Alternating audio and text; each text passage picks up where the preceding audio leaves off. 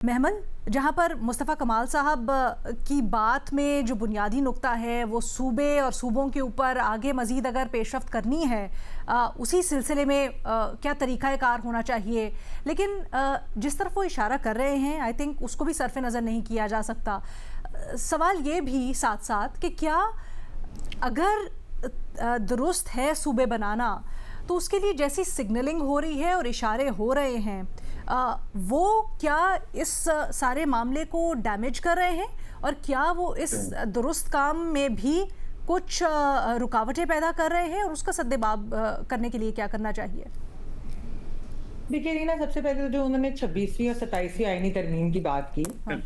اس کے اندر let's be clear کہ جو 26ویں آئینی ترمیم کیونکہ ایک جوڈیشری کی ریسٹرکچرنگ کے اوپر تھی، اور پھر جو 27ویں تھی وہ ایک آرمڈ فورسز کی ریسٹرکچرنگ کے اوپر تھی۔ یہ جو دونوں آئینی ترامیم تھی اس کے اندر اگر آپ ہائیبرڈ نظام کے سارے سٹیک ہولڈرز لے لیں، یعنی کہ جو حکومت کے اندر وہ پی ایم ایل این ہو یا پیپلز پارٹی ہو،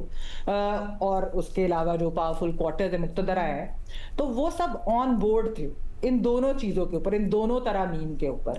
کیونکہ جوڈیشری کی تو پیپلز پارٹی اور نون لیگ بھی ڈسے ہوئے ہیں، اور وہ بھی چاہتے تھے کہ ان کی اٹانومی اور جو چیزیں وہ جس طریقے سے کم ہو، اور اس کے اوپر انہوں نے بات بھی کی اور کھل کے بھی کی، اور پھر جب آرم فورسز والی 27ویں ترمیم سے ریلیٹڈ بھی انہوں نے فل اونرشپ لی۔ تو یہ دو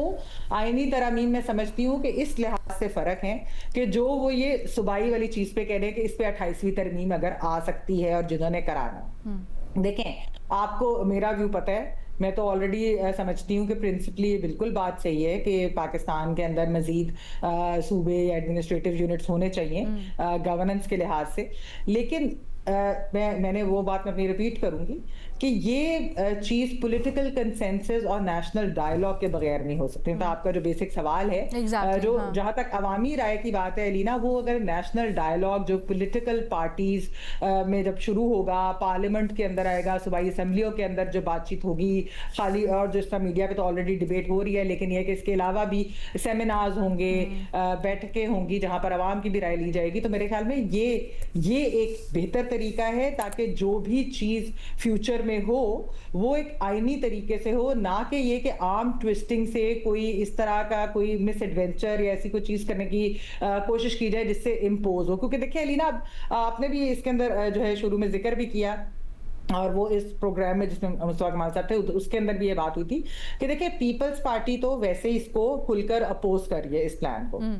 اور جہاں تک نون لیگ کی بات ہے تو نون لیگ سے ہم نے کچھ خاص اس کے بارے میں ایز سچ نہیں سنا، اور وہ بھی یہی کہہ رہے ہیں کہ ہم سے تو کوئی ہم نے کہا نہیں گیا۔ ہاں، میں یہ ضرور سمجھتی ہوں کہ سیاسی جماعتوں کو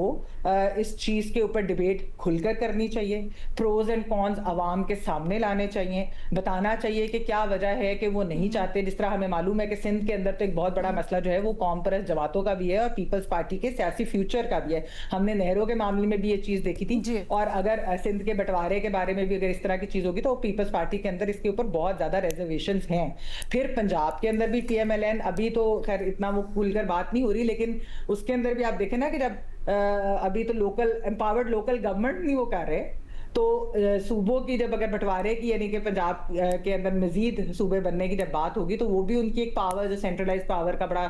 یہاں پر ایک شوق ہوتا ہے سیاسی جماعتوں کو، تو وہ ڈیولوشن کے لیے شاید وہ پتہ نہیں اس کے حق میں کیا کرتے ہیں، لیکن جو اسی لیے میں کہہ رہی ہوں کہ پولیٹیکل پارٹیز خود اس پر بیٹھیں، بات تو ہونی چاہیے کیونکہ ہمارے اچھا اب یہ بڑا